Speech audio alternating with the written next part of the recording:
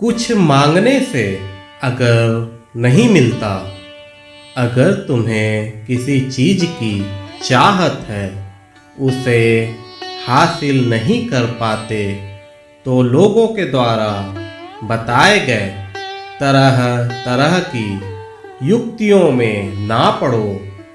मेरे बच्चे, अगर तुम्हें किसी चीज की चाहत है और वह तत्काल तुम्हें नहीं मिल पाती, तो मस्तिष्क थोड़ा भ्रमित हो ही जाता है। इसका अर्थ यह कदापि नहीं होता कि तुम लोगों द्वारा बताए गए तरह तरह के प्रयोग को करने के लिए अग्रसर हो जाओ।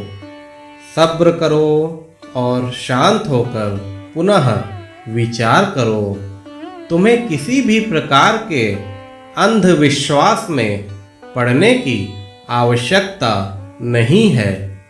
दूसरों के द्वारा निर्देशित किए हुए टोने टोटके में तुम्हें कदापि शामिल नहीं होना चाहिए। इस प्रकार के कृत्य को उपयोग में लाने से तुम्हारा हर तरह का सिर्फ और सिर्फ नुकसान होना संभव है। मेरे बच्चे, खुद को इस प्रकार के चीजों से हमेशा दूर रखो। इस प्रकार के कार्य में हानि होनी तय है और इसके साथ ही साथ तुम्हारी मानसिक शांति और ज्यादा भंग होने की संभावना है। द्रव्य की हानि तो सुनिश्चित है, लेकिन तुम अपना भी मानसिक सुख खो बैठोगे। ज्यादा बेचैनियों को तुम महसूस करोगे। मेरे बच्चे, जीवन में हमेशा एक ही मार्ग सच्चा होता है, वह है प्रभु भक्ति का मार्ग। हरि के चरणों में खुद को अर्पित कर दो। राम जी हमेशा भला करेंगे। इसमें तुम्हारा कोई दोष नहीं है। यह तो इंसान की सोच में किसी ना किसी प्रकार शामिल हो ही जाती है। जब इंसान की लालसा पूरी नहीं हो पाती, तो इंसान उस लालसा को पूरी करने के लिए सरल मार्ग की खोज में निकल पड़ता है। लेकिन उसे इसका तनिक भी ज्ञान नहीं होता कि यह सरल मार्ग उसके लिए और ज्यादा कठिन समस्याएं लेकर आने वाला है। मेरे बच्चे, अपने स्तंभ को दृढ़ता से पकड़े रहो। अपने आराध्य पर हमेशा ही भरोसा रखो।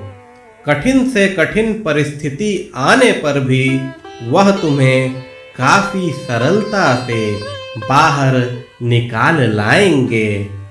बिना अटूट श्रद्धा के भक्ति सफल नहीं हो पाती। तुम्हें हर स्थान पर भटकने की कतई आवश्यकता नहीं।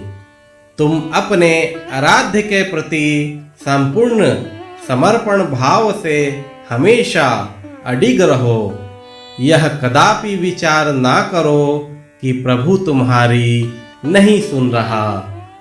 तुम उस परम पिता परमेश्वर की संतान हो, जो रात्रि में सोए हुए परिंदे को भी वृक्ष से गिरने नहीं देता। परमात्मा पर भरोसा रखो। उन्होंने तुम्हारे हितार्थ काफी अच्छा सोचा है। तुम्हें मालिक ने इतना सबल बनाया है। उनकी शक्ति को आत्मसाध कर जीवन में कुछ भी हासिल करना तुम्हारे लिए काफी मुश्किल नहीं है।